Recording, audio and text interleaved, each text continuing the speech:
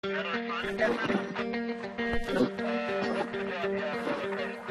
capitalisme engendre une dynamique permanente d'accumulation, de crise et d'innovation. I believe that open markets and free enterprise are the best imaginable force for improving human wealth and happiness. Je pense que les forces sociales et politiques sont les forces centrales dans la dynamique du capitalisme. Did you ever have a moment of doubt about capitalism?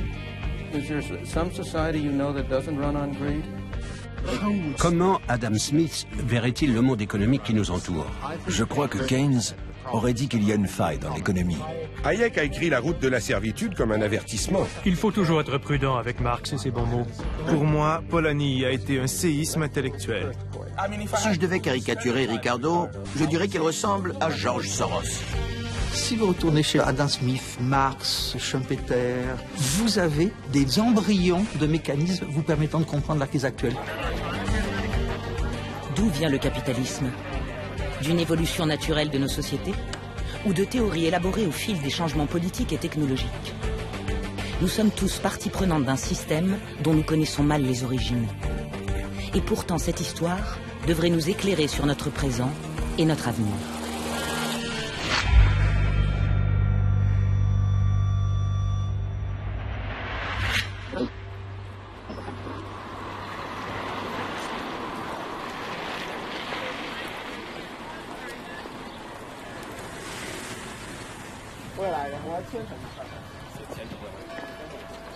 Des étudiants chinois visitent la tombe d'Adam Smith, philosophe écossais du XVIIIe siècle. Adam Smith est très honoré. Il a écrit un livre très connu dont je ne connais pas le nom en anglais. Mais en Chine, on l'appelle Go Fulun. On le connaît tous. I root for the free market team. Adam Smith is my star player. Back in 1776, economist Adam Smith shocked everyone by saying that what governments should actually do is just leave people alone to buy and sell freely among themselves. It's as persuasive now as it was then. Everybody here knows Adam Smith, he's self-interest and greed is good and the invisible hand and free enterprise and free markets, etc. All that he's the father of capitalism. Pour beaucoup, le philosophe et son livre sont liés à l'origine du capitalisme.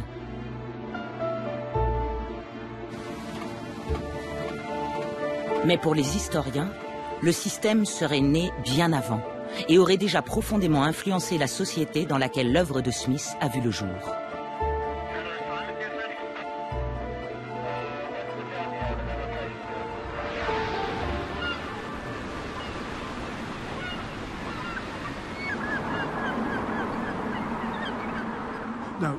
Il est significatif qu'Adam Smith ait grandi dans un port de la côte est de l'Écosse.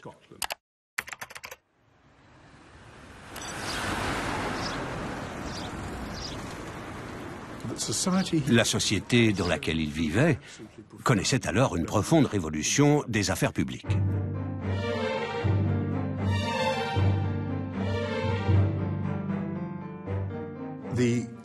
Les changements furent d'abord d'ordre religieux. Puis, en 1707, l'Écosse a été rattachée à l'Angleterre par un acte d'union qui est toujours en vigueur. Cette fois, c'est la vie politique qui a été transformée.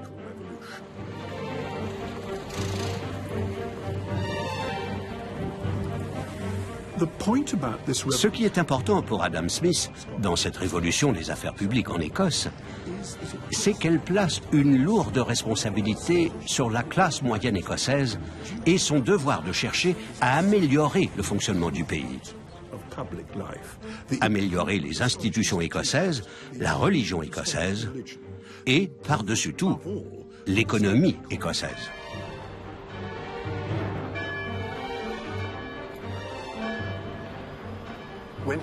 Adam Smith a déménagé de Kirkcaldy pour s'installer dans cette maison en 1778, avec sa mère qui était devenue à l'époque une vieille dame fragile.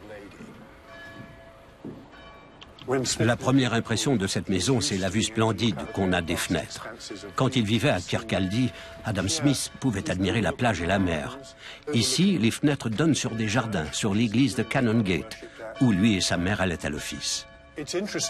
Et d'une de ces fenêtres, Adam Smith pouvait apercevoir le monument dédié à son meilleur ami et confrère, David Hume.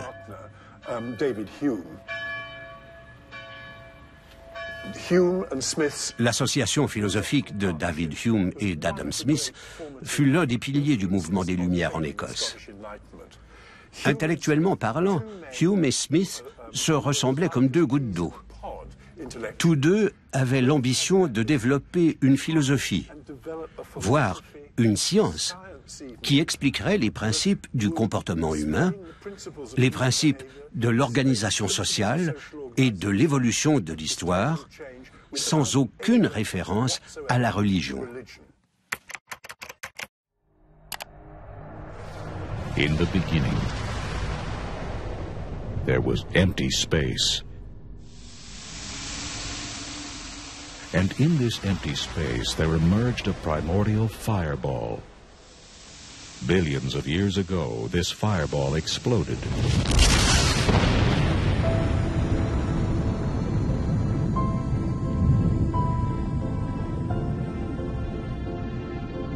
Comme d'autres philosophes de son temps, Adam Smith était à la recherche de lois qui expliquent l'évolution de l'humanité. Il voulait faire de l'économie une véritable science de l'homme, réglée par un ordre naturel. La science était le système de croyance de l'époque.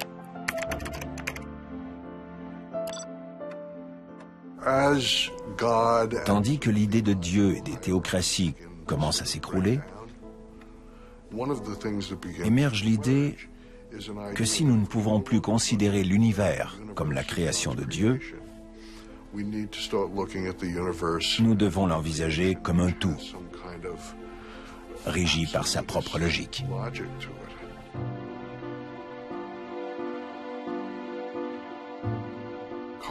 Au XVIIe siècle, Carl von Linné, le célèbre botaniste, décide qu'il va envisager le monde naturel dans son ensemble et le définir comme un système hiérarchisé. Il commence donc à travailler sur son projet qu'il appelle Systema Naturae, le système de la nature.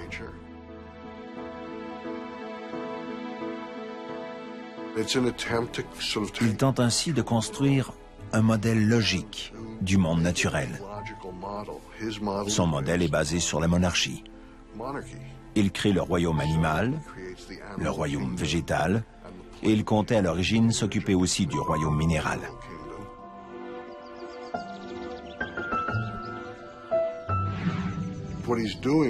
Il s'inspire de la structure sociale de son époque et la transforme en hiérarchie naturelle. En d'autres termes, il affirme que la hiérarchie sociale n'a pas été créée à la force de l'épée, mais façonnée par des lois naturelles.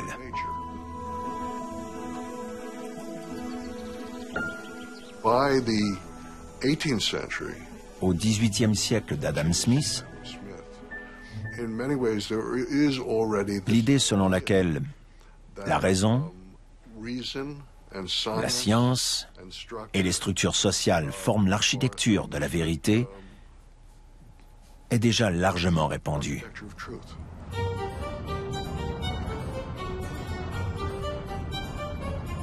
En 1763, presque 30 ans après la publication du Systema Naturae de Linné, Adam Smith arrive à Paris. Il est toujours en quête d'un ordre naturel de l'économie.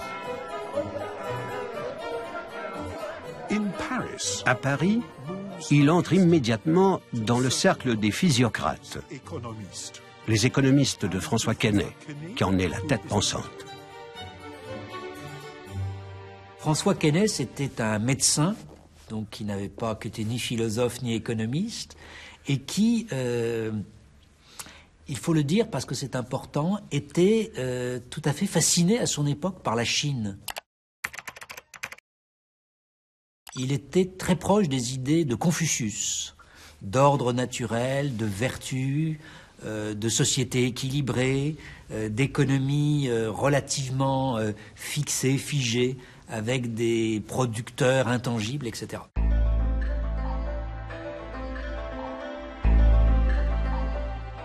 Keynes se pose la question de l'économie en disant « on doit pouvoir construire le circuit de l'économie ».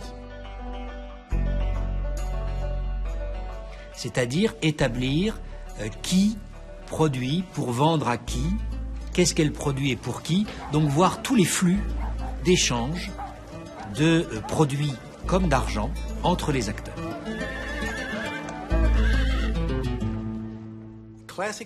L'économie classique a été fondée par deux médecins. William Petty, un médecin irlandais, et François Quesnay, un Français, sont les fondateurs de la physiocratie. Leur concept de flux circulaire entre producteurs et consommateurs a été inspiré par leur vision du système sanguin. Pour eux, le corps humain est animé par un flux circulaire du sang vers les organes. Et l'économie, de la même manière, fait elle aussi circuler des flux, des producteurs vers les consommateurs.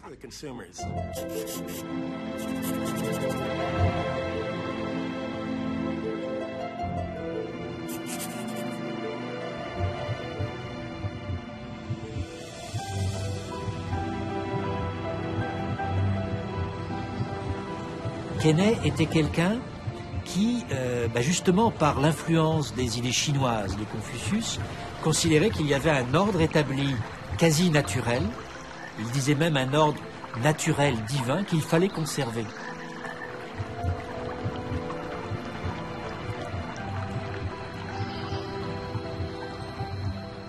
Donc en ce sens-là, c'est peut-être normal que Smith et d'autres après reprennent cette idée-là ou mentionnent les idées des physiocrates comme étant importantes pour eux, puisque c'était la première fois peut-être qu'on établissait cet ordre naturel et qu'on donnait les mesures pour le maintenir.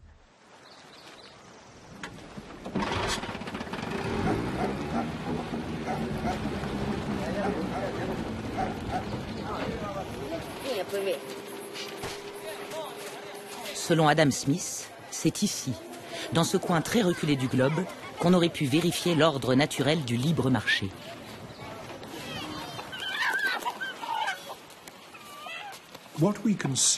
Ce qu'on peut voir dans le travail de Smith est un exercice consistant à mettre au point une science de l'homme absolument énorme.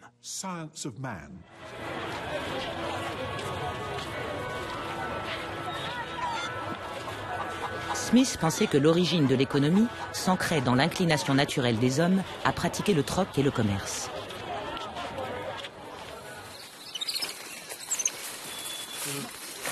Il en tenait pour preuve les tribus sauvages, selon ses termes, des Amériques.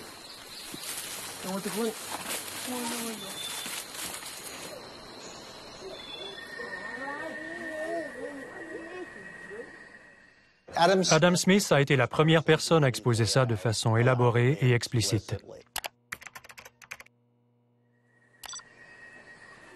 Autant jadis, quand l'argent n'existait pas encore, les gens devaient se contenter de s'échanger des choses. J'aurais dit par exemple, écoute, je vais te donner 20 poulets pour cette vache. Bon, d'accord, peut-être 25 poulets.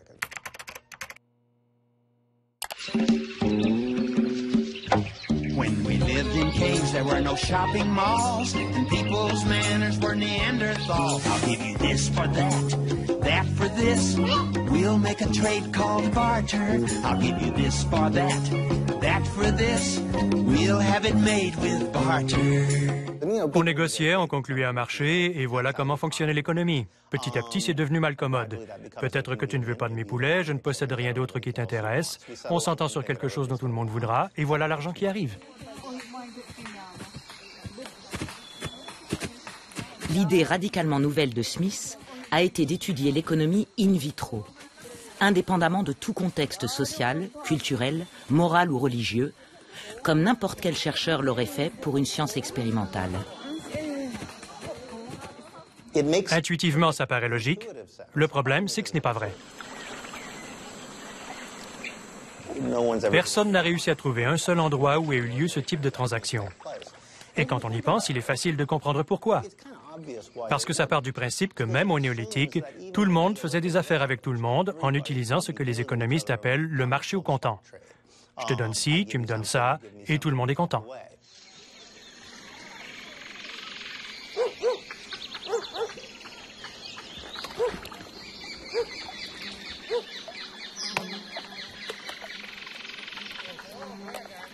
La théorie du troc avancée par Adam Smith aurait facilement pu être mise à l'épreuve chez les chasseurs de cette communauté isolée dans leur façon d'échanger le produit de leur chasse.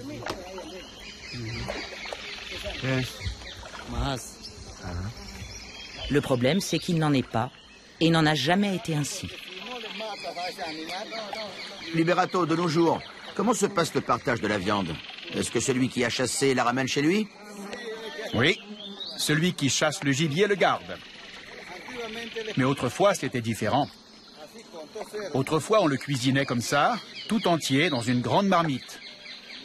Et là, on préparait l'animal et on invitait toute la communauté, tout le village. Et on le mangeait tous ensemble. Les anthropologues appellent ce système de partage communautaire la réciprocité. Pour les Mairunas, comme pour la plupart des tribus indigènes, cela appartient au passé. Aujourd'hui, personne au sein de la communauté ne va manger ce gibier. Il sera vendu au marché à quelques heures de bateau. La réciprocité est un système qui fonctionne au sein du groupe, de la famille. Quand on parle de famille, il faut toujours comprendre la famille étendue, qui peut parfois être très nombreuse. Je chasse. J'ai l'obligation de distribuer une partie de l'animal à ceux qui constituent mon cercle de relations. Et quand ils chassent, ils font de même. Quand je pêche, c'est la même chose. Ce n'est pas ce qu'on appelle le troc, car le troc, c'est « prends ceci et donne-moi cela ». Ici, ce n'est pas la même chose, c'est plutôt « je te donne ça maintenant, et quand tu auras quelque chose, tu m'en donneras ».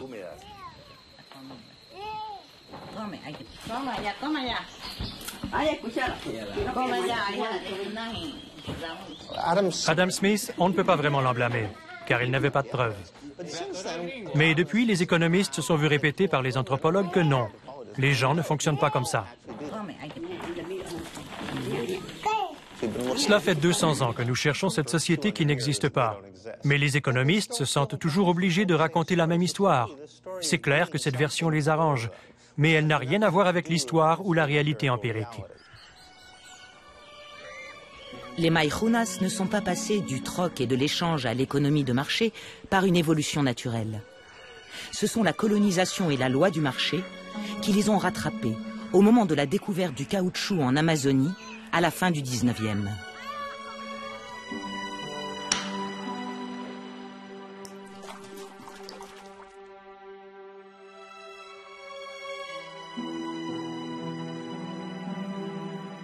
Beaucoup de Mairunas et d'autres tribus furent tués et réduits en esclavage avec l'essor de l'exploitation du caoutchouc. Il ne reste que quelques photos pâlies et la mémoire collective de cet asservissement.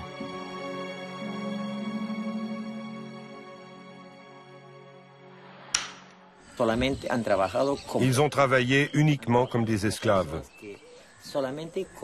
Leur notion de l'argent ne dépassait pas la valeur d'un vêtement. C'est comme ça que je vois les choses. Les Mairunas sont trop travaillés. Si la science de l'homme d'Adam Smith ne peut expliquer les fondations de l'économie de marché, comment savoir pourquoi celle-ci s'est finalement imposée? Qui fait le capitalisme? Pour les idéologues, ce sont les grands penseurs. Smith, Ricardo. Pour moi, ce sont les marchands de Venise, les marchands de Bruges. Ce sont les acteurs qui inventent les institutions du capitalisme. Et Adam Smith est simplement une lointaine justification de ce mécanisme-là dans le domaine des idées.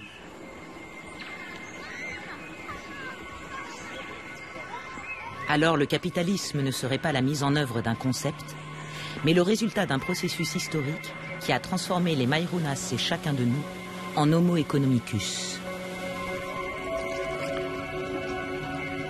Il y a une date clé à la source de ce bouleversement historique.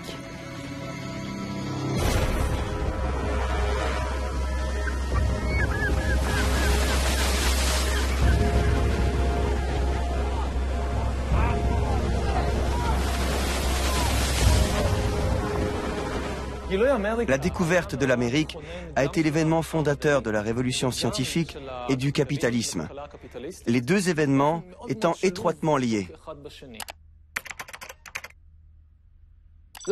Scientifiquement parlant, la découverte de l'Amérique constitue un élément fondateur.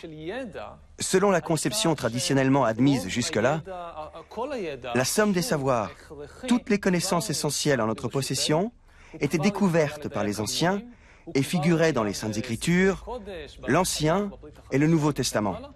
Il ne nous restait plus qu'à les étudier et en appliquer les enseignements.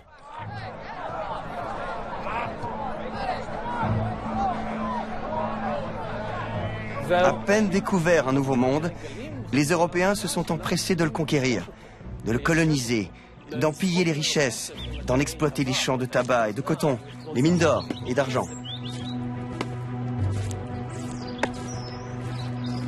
Conquérir et contrôler l'Amérique exigeait l'acquisition rapide d'immenses connaissances nouvelles en géographie, anthropologie, linguistique, sur les plantes, les animaux et le climat. C'est ce qu'ont fait les Européens. La découverte des Amériques a été le catalyseur de la révolution scientifique. Quelle a été sa part dans l'évolution du capitalisme? Ce qui est intéressant, c'est que tous nos débats sur l'histoire du monde, je crois, reposent sur des bases fausses. On se demande pourquoi l'Europe était en mesure de conquérir le monde et pas d'autres civilisations. Eh bien, peut-être que ce n'est pas la bonne question. Il est clair qu'à de nombreuses reprises, la Chine, par exemple, aurait facilement pu faire ce qu'ont fait les conquistadors.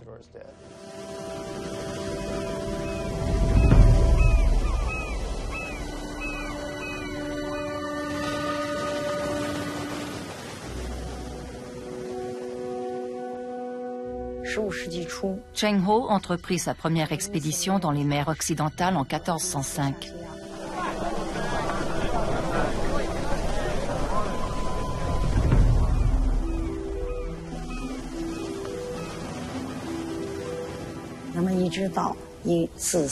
Et il effectua sa 7e et dernière expédition en 1433.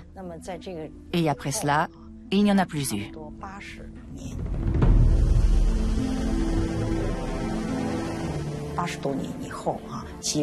L'Occident n'a commencé ses voyages vers l'Est que 80 années plus tard. Si l'on en juge d'après l'envergure des expéditions, le matériel des équipages, l'architecture des bateaux, leur mode de construction et les techniques de navigation, il est très probable qu'à l'époque de Cheng Ho, la Chine était très en avance sur le reste du monde dans le domaine de la navigation.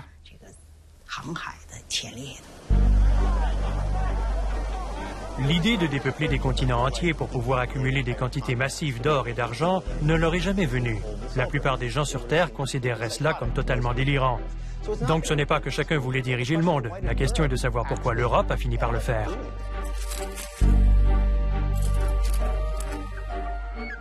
Je crois que la réponse se trouve dans la relation particulière qui existait entre les prêteurs et les entrepreneurs. Il faut voir le conquistador comme l'archétype de l'entrepreneur, prêt à risquer de plus en plus gros, qui monte des opérations à partir de rien dans le but d'en tirer de plus en plus d'argent.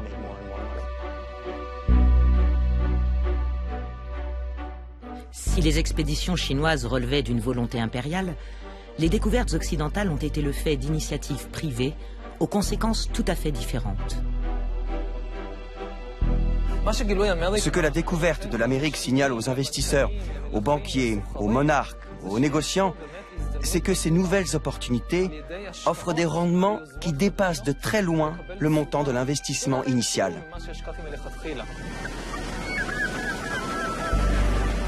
On était prêt à verser avec libéralité des sommes considérables, en s'inspirant de l'exemple de Christophe Colomb. Voilà comment tout a commencé, dans une sorte de spirale sans fin. À ce moment-là, bien sûr, les entrepreneurs bénéficiaient de davantage de crédits. Il va sans dire qu'à l'instar des startups actuelles, certains subissaient des échecs, mais il suffisait que l'un d'entre eux prospère pour établir des colonies aux Philippines ou au Mexique.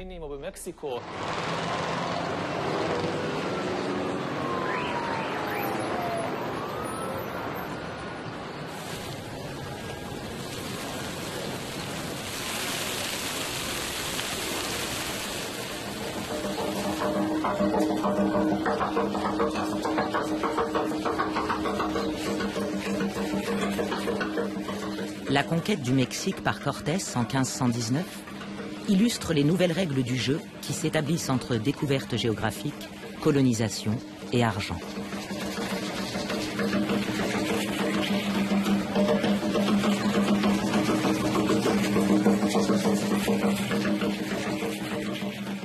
Le détail fascinant que j'ai découvert quand j'ai commencé à étudier la vie réelle de ces conquistadors, c'est que chacun d'entre eux, sans exception, s'était endetté. De fait, Cortés s'est endetté de plus en plus. C'était un joueur. Il s'est dit « Au diable tout ça, je ne me sortirai jamais de mes dettes, je vais emprunter encore plus d'argent et tout miser sur cette expédition folle. »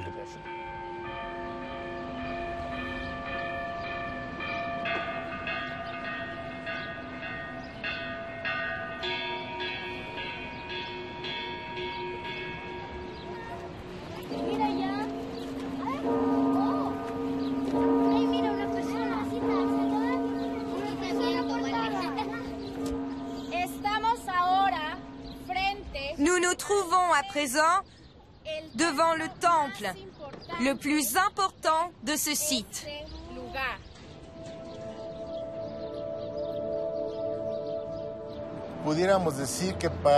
On pourrait dire que pour les Aztèques, pour les Mexicas, l'or n'avait pas de valeur matérielle. Pour les Espagnols, cette valeur existait. C'était un métal très important pour des raisons aussi bien économiques que matérielles, voire scientifiques, car il était très utile. Je vais corriger ce que je viens de dire, je vais me contredire. Pour les Aztèques, la valeur de l'or allait au-delà de sa valeur matérielle.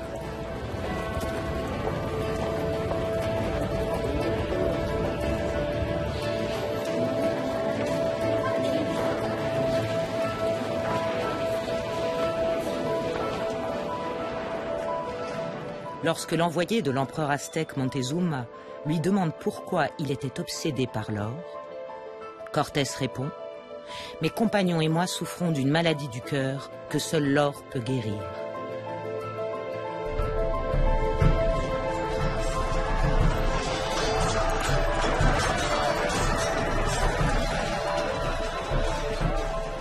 Quand Cortés eut conquis Tenochtitlan, ce qui prit beaucoup de temps, à l'heure du partage du butin, il fit en sorte qu'aucun de ses soldats n'obtienne d'argent. Déjà endettés parce qu'il leur faisait payer les frais médicaux, le remplacement des armes et tout ce qui s'ensuit, ils étaient sur le point de le tuer. Pour s'en sortir, il leur a dit « Voilà ce qu'on va faire, je ne lâcherai pas l'affaire, mais je vais vous donner un moratoire de 10 ans. Partez dans les provinces et gérez-les comme vous voulez. » Les soldats sont alors devenus des gouverneurs rapaces qui soutiraient juste le plus d'argent possible.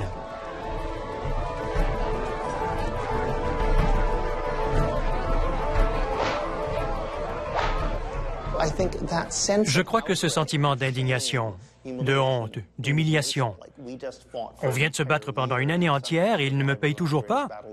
Ils disent que c'est moi qui leur dois de l'argent. C'est dingue. Cette fureur, mêlée à un pouvoir sans limite, les a transformés en monstres. William Shakespeare a essayé d'humaniser la caricature de l'usurier et les passions violentes inspirées par l'argent. He hath disgraced me and hindered me $500,000, laughed at my losses, mocked at my gains, scorned my nation. On ne voit jamais apparaître les gens à qui Cortés et les hommes comme lui devaient de l'argent. On ne sait pas vraiment qui ils étaient. Mais cette relation entre les financiers qui attendent leurs 5 ou 7% d'intérêt chaque année et l'entrepreneur, pour ainsi dire, le guerrier qui s'en va conquérir le monde, cette relation devient la base même de notre système économique et monétaire moderne, bien que nous en ayons perdu de vue l'origine.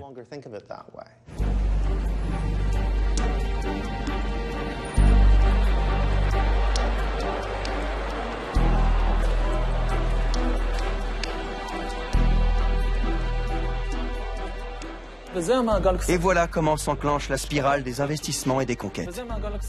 Le processus, qui débute avec la conquête de l'Amérique, va engendrer ces deux phénomènes. La spirale des découvertes scientifiques, comme celle de l'économie capitaliste, du crédit, des investissements, des profits, et ainsi de suite.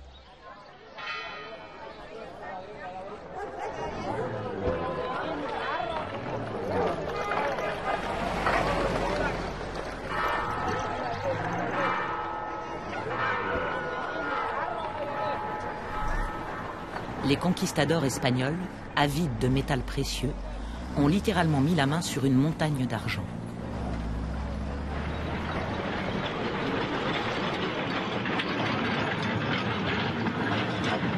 Ils l'appelèrent Cerro Rico, la montagne riche.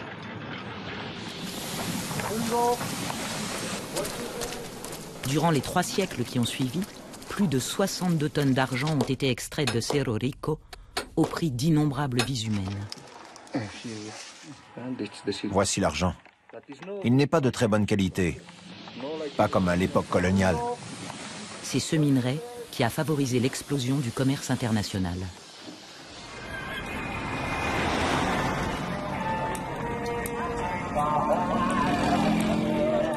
En Chine, l'argent d'Amérique latine a alimenté une expansion spectaculaire du commerce.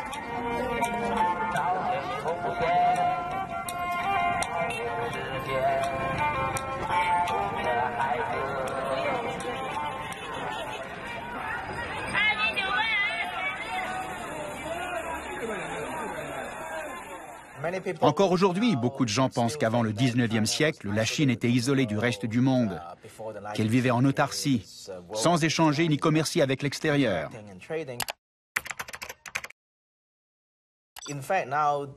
À vrai dire, il est aujourd'hui très clair que les grandes découvertes européennes, comme celle des Amériques, avaient eu un impact vraiment important sur la Chine.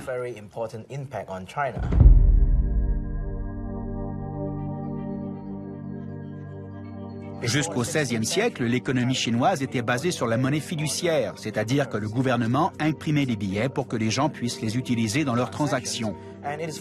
C'est un système très instable, car la valeur de la monnaie ne repose sur aucun métal précieux. Donc, l'économie commerciale n'était pas très développée, jusqu'à ce que le gouvernement chinois, pour essayer de combattre l'inflation et ses inconvénients économiques, passe à l'argent métal.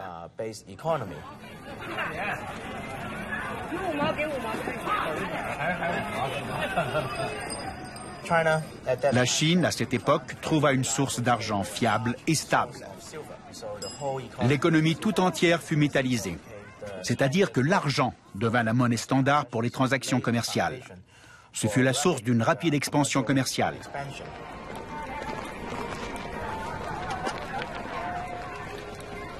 Alors que chez nous, l'économie de marché devient capitaliste parce que le capital prend une position très importante, une position de force.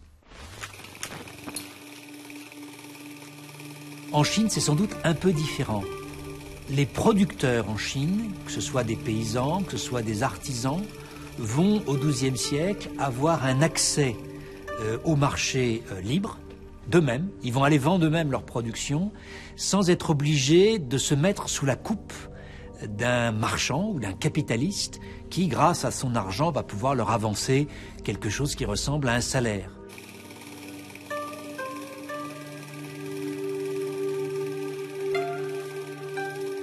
Le marché qui se développe sans intermédiaire entre les petits producteurs chinois attire l'attention des voyageurs et des missionnaires européens.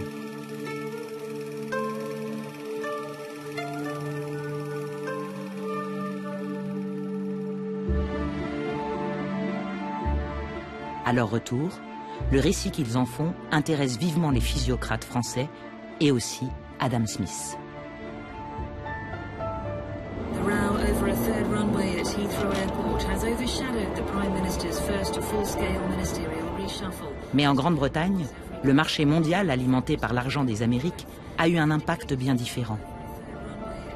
Si en Chine il a encouragé les petits producteurs, on observe qu'ici, il les a ruinés.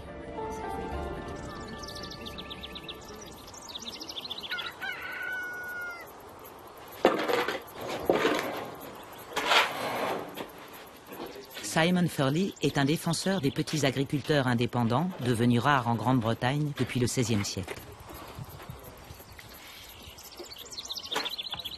Si on est doué, on peut arriver à un revenu minimum avec 4 vaches laitières, sans les nourrir de façon intensive, ce qui nécessiterait environ 4 hectares, quelque chose comme ça. J'ai 2 vaches. Pour en vivre, il en faudrait 4. Et il faudrait être doué. Comment a-t-on pu pressurer les agriculteurs indépendants de cette façon? Ça dure depuis 400 ans. Ouais, c'est à peu près ça. En fait, ça remonte aux enclosures. Dès le XVIe siècle, quand les petits paysans ont été chassés des terres récupérées par les gros propriétaires terriens qui voulaient les réunir et les améliorer pour les rendre plus productives. Mais par la même occasion, ils ont expulsé des terres la majeure partie des gens. Les choses auraient dû se passer autrement. L'argent qui afflue dans des pays comme l'Espagne crée une forte demande de laine anglaise et rend l'élevage des moutons plus rentable.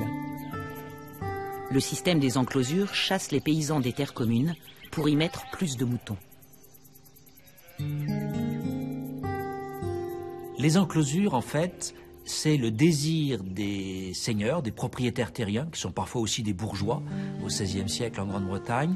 C'est leur désir de faire respecter un droit de propriété qui, jusqu'à présent, était par la tradition plus ou moins géré en commun, laissé en culture pour les populations qui étaient les plus pauvres.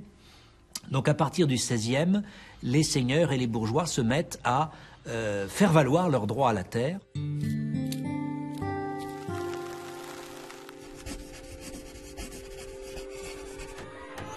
C'était coercitif. Je ne dirais pas que c'était extrêmement violent. Mais il y avait beaucoup d'émeutes, beaucoup de résistance, beaucoup de pauvreté et de gens précipités dans le milieu urbain où le taux de mortalité était très élevé. Donc, dans un sens, c'était violent dans la mesure où le taux de mortalité des villes industrielles émergentes était plus élevé qu'à la campagne.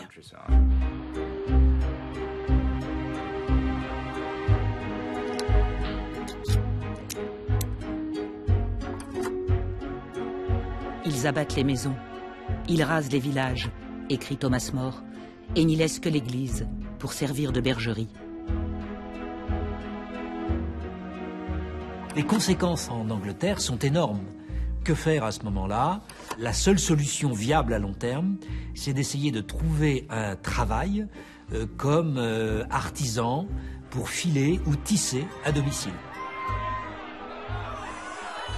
Tout d'un coup, une armée de gens totalement appauvris par les enclosures sont condamnés à vendre leur force de travail de façon à pouvoir survivre, tout simplement survivre.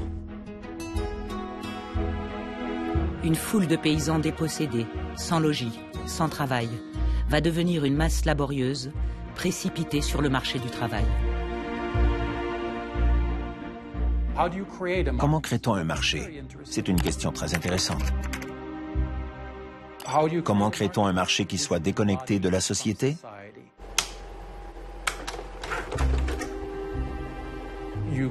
Eh bien, vous pouvez faire passer toutes sortes de lois qui font de la pauvreté un crime, comme ça a été fait en Angleterre entre 1650 et le début du 19e siècle.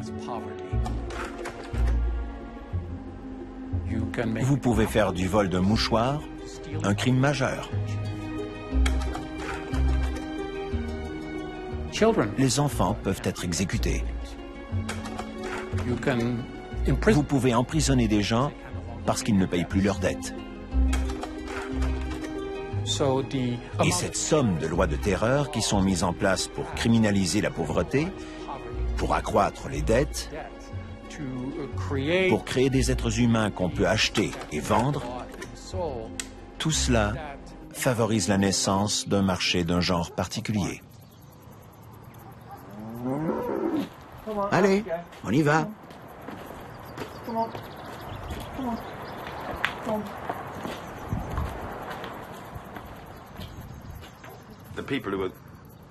Les gens qui ont été expulsés ont perdu le lien avec la terre. Si vous avez accès aux terres, vous gardez un peu d'indépendance. Vous êtes votre propre patron. Vous n'êtes pas vraiment redevable à qui que ce soit. Tandis qu'une fois déraciné, vous êtes dans une situation bien plus incertaine. Et vous êtes moins à même de contester les forces de l'économie.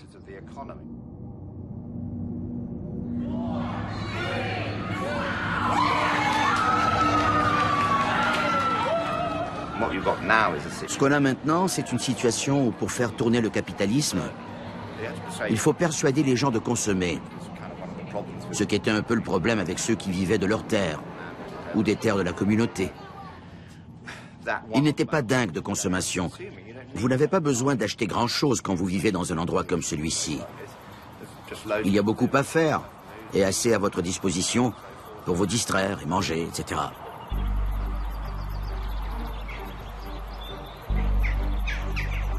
On voit ainsi comment la découverte de l'argent et de l'or dans le Nouveau Monde a bouleversé la société britannique. Et partout dans le monde, les entrepreneurs privés se mettent à reproduire ce modèle pour bâtir des empires économiques. Adam Smith est fasciné, on le comprend, par l'expansion soudaine de l'Empire. Et chaque pays d'Europe fonde ses colonies dans les nouveaux territoires.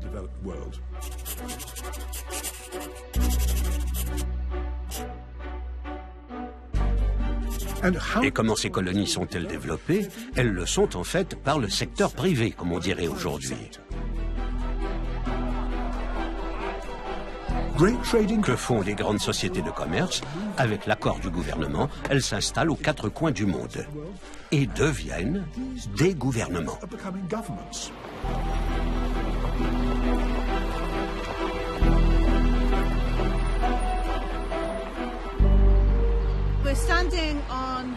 Nous nous trouvons sur les bords de la Clyde. Et devant vous, vous pouvez voir une haute tour avec une horloge bleue. Il y a longtemps, au XVIIIe siècle, de riches marchands montaient à cette tour et regardaient le fleuve pour voir arriver leurs bateaux. Et ces riches marchands pratiquaient une route commerciale triangulaire. Ils prenaient des marchandises ici, en Écosse, et les emmenaient sur la côte de l'Or, en Afrique. Et ce qu'ils prenaient en Afrique et qu'ils emmenaient aux Caraïbes, c'était des hommes.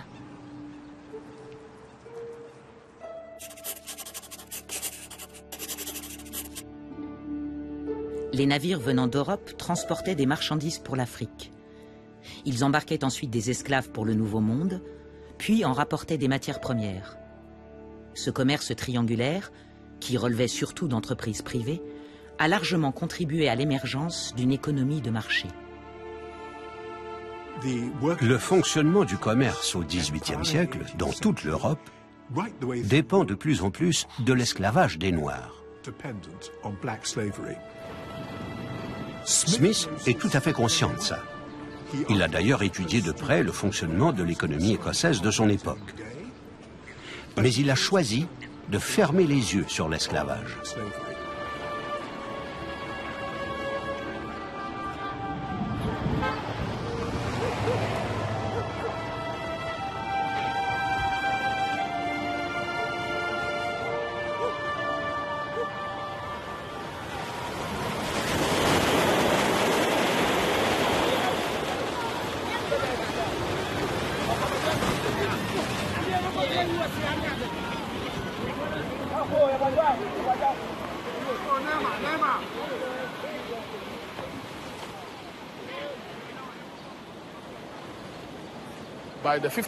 En 1500, la traite transatlantique des esclaves était bien engagée, avec les Portugais en tête.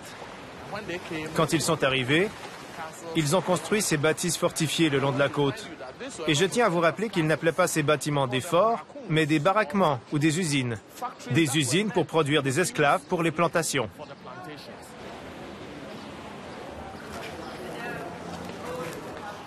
Vous voyez ceci? C'est l'emblème national du Ghana. Ça remonte aux croisades. En haut à droite, il y a un fort, pour montrer le rôle que ces bâtiments ont joué dans le développement social, économique et politique du Ghana.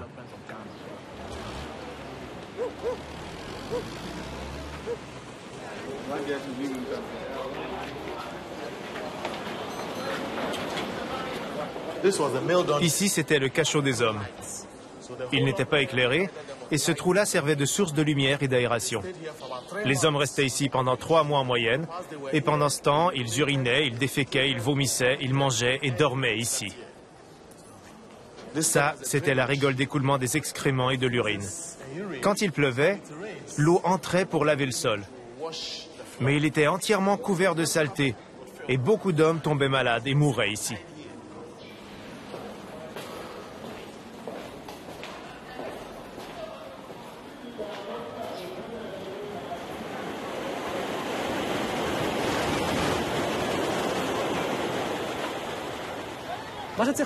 Quant à la traite négrière, il faut bien voir qu'il s'agit d'une activité purement économique, liée au marché capitaliste. Il ne s'agit pas d'une entreprise gouvernementale, ni monarchique. L'organisation, la mise en œuvre et les modalités relevaient de compagnies privées.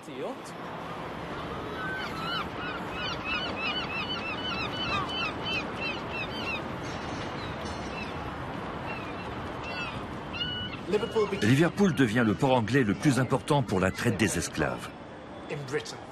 Londres et Bristol ont bien tenté de rivaliser un temps, mais en 1750, Liverpool avait définitivement pris l'avantage.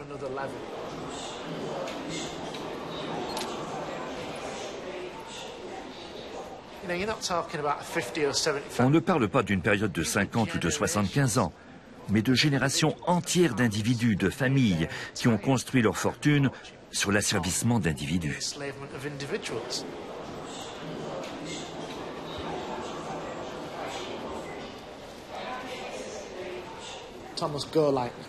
Thomas Golightly était maire de Liverpool et l'un des marchands de la ville qui commerçait avec l'Afrique. C'était un homme très important, trésorier d'un grand nombre de sociétés, ce qui montre à quel point les habitants de cette ville impliqués dans le commerce triangulaire pouvaient être influents.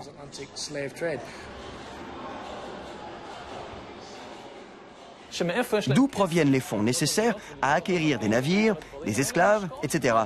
Des placements boursiers. On investit son capital dans l'acquisition de titres de compagnie qui font commerce des esclaves, ou dans des banques qui, à leur tour, accordent des prêts à des compagnies négrières.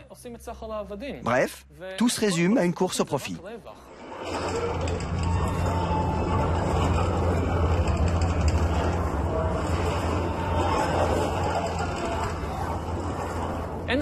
On ne parle pas ici de haine raciale envers les Africains. Le racisme était alors moins prégnant. Le racisme est la conséquence, et non l'origine de l'esclavage.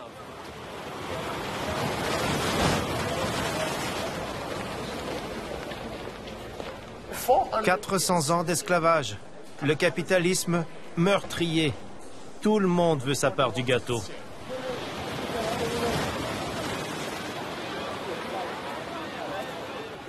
On dit souvent qu'Adam Smith était insensible aux mouvements sociaux et aux changements de son époque.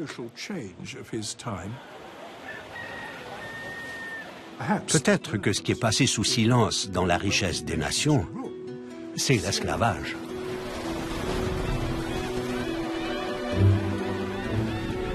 La plupart des économistes et certains historiens laissent entendre que ce que nous appelons le capitalisme de libre marché a été imaginé par Adam Smith dans son livre « La richesse des nations » et a vu le jour avec la révolution industrielle.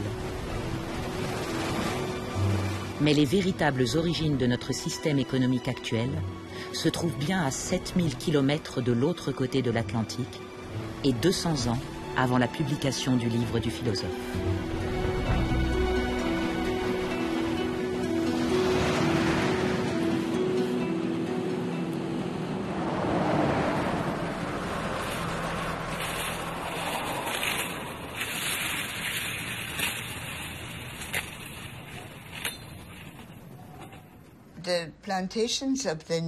Les plantations du Nouveau Monde ont été la première activité productive que l'Europe a mise en place dans une région non européenne.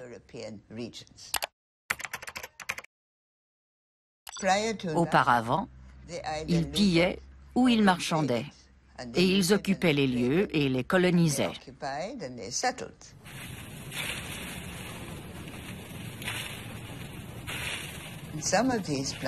Certaines de ces plantations étaient immenses. bien plus que n'importe quelle entreprise européenne à l'époque.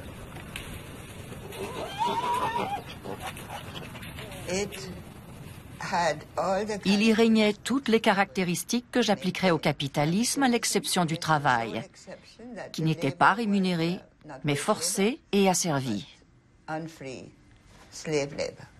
Mais pour le reste, c'était capitaliste, à l'exclusion de toute autre considération.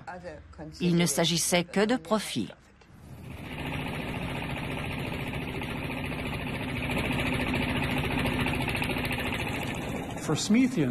Pour les profanes, il est difficile de mettre en relation une coercition extra-économique, comme l'esclavage, avec des relations économiques normales.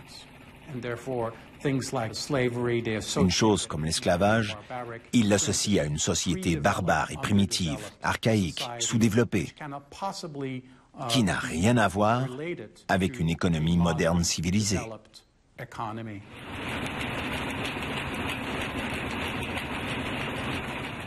Mais on peut légitimement dire que le capitalisme a en fait commencé au XVIe siècle, avec la colonisation des Caraïbes et de l'Amérique latine.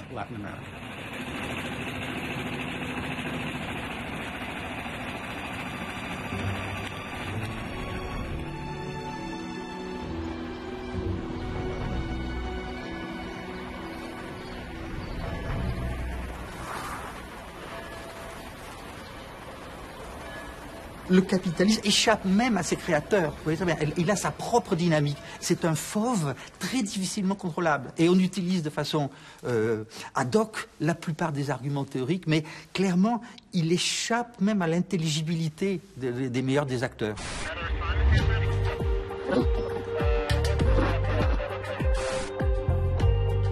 Mais si la naissance du capitalisme n'a en effet rien à voir avec Adam Smith, pourquoi son livre La richesse des nations a-t-il eu tant d'importance? Et pourquoi sa vision de l'économie en tant que science est-elle si largement partagée?